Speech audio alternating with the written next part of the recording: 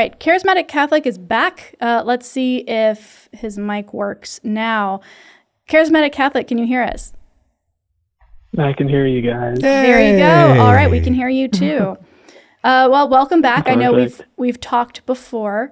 You had some thoughts on Midnight Mass, I believe. Yeah. I will say I watched your your video with his name Drew. Genetically Modified Skeptic. Drew. Okay. I watched that and definitely. I related, I guess, or I could understand a lot of the things you guys had brought up. I was like you actually. I was hesitant to watch the show at first. Yeah. Probably for different reasons. It made it easier whenever Netflix around that same time took off all the Star Trek show or half the Star Trek shows off. Right? How dare? Why? Why would they do such a thing? Okay, so I totally understand why being a Catholic might make it weird to watch that show. And do you think that I'm assuming you didn't like the depiction?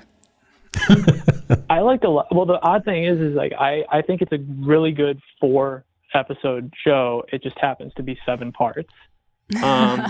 Fair. I think it's 4 really good episodes. I think the depiction of like the mass itself, it's like I know that they had a priest like on set, so that probably helped with like the realism of it.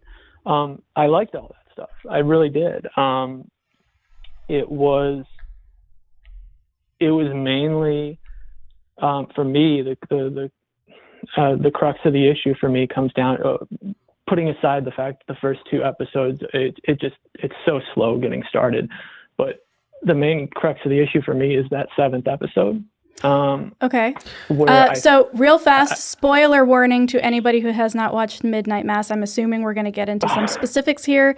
Let's try and keep it relatively vague, just in case people haven't seen it yet. Should I put like a little thing for people to fast forward to in the clip? Yeah. So that people can kind of get there. Yeah. Okay. All right, I will do my best to do that. Go for it. What about the 7th episode in particular, which is the last episode, did you dislike? Sure.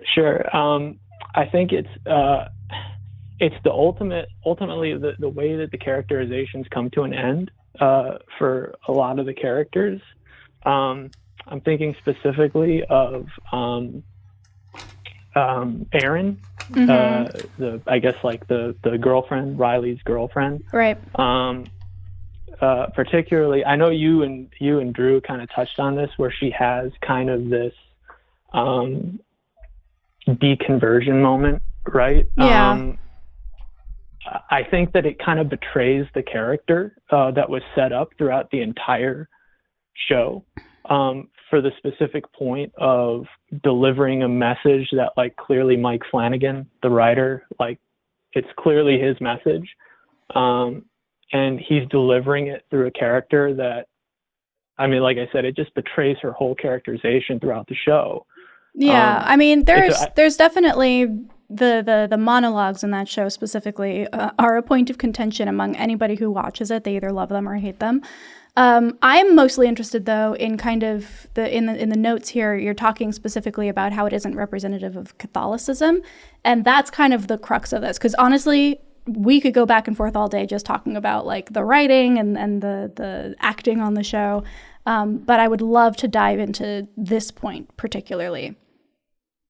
I guess when I say like the Catholicism, like touching on the Catholicism, I think it ties in really, like, I guess I should have been more specific. It ties in with the characters' motivations. That was like the point, in that like I don't think these characters are doing what they're doing.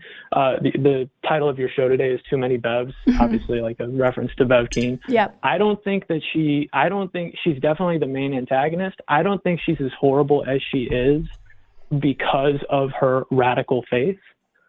I think it's because of the beliefs that she takes to that faith that make her radical. The belief that she's superior, that all other religion, like that it's okay to kill a dog because she just or sorry, spoiler. No, the point being that, yeah. The point being, the point being that like the actual Catholic framework that undergirds these characters, like I don't think that's the reason why they're bad. No, I agree. I think it's because, yeah. No, I agree. There is nothing specifically about Catholicism apart from maybe communion and the practice of that being a normal thing, because I don't know how you get people to drink vampire blood otherwise. Apart from that, like, I don't think that there's anything inherent to the faith itself that is the problem here. It's the fact that the faith itself is a tool that is being used by different people for different ends. And because it's untouchable and because people think that they can't question the faith element, it allows people like Bev, who have ulterior motivations and other reasons for doing things, to smuggle those things in under the guise of faith, kind of wolf in sheep's clothing kind of deal. So definitely in agreement there. I love this conversation, but I'm going to be honest, I don't think it's probably the most interesting thing for listeners, just because if you haven't seen the show, then this is all kind of going over their heads. Sure. Yeah, but I do appreciate you watching and calling in, and I think that it's great that you engaged with that show as somebody of that faith, because that shows a level of willingness to, look at additional mindsets and worldviews, which is great. So good for you. Yeah, Charismatic Catholic. I light up whenever I see that you call in. I'm really glad that you do, and I appreciate the style of conversation that you have when you do. Appreciate it, guys. Yeah. Have a good Sunday. You too. You too. Bye. Oh, that was nice. That was nice. We've had so many different calls. I think there was another Catholic caller who was much more aggressive. Canadian Catholic. And Charismatic Catholic is like the exact opposite. It's interesting. Anyway, yeah.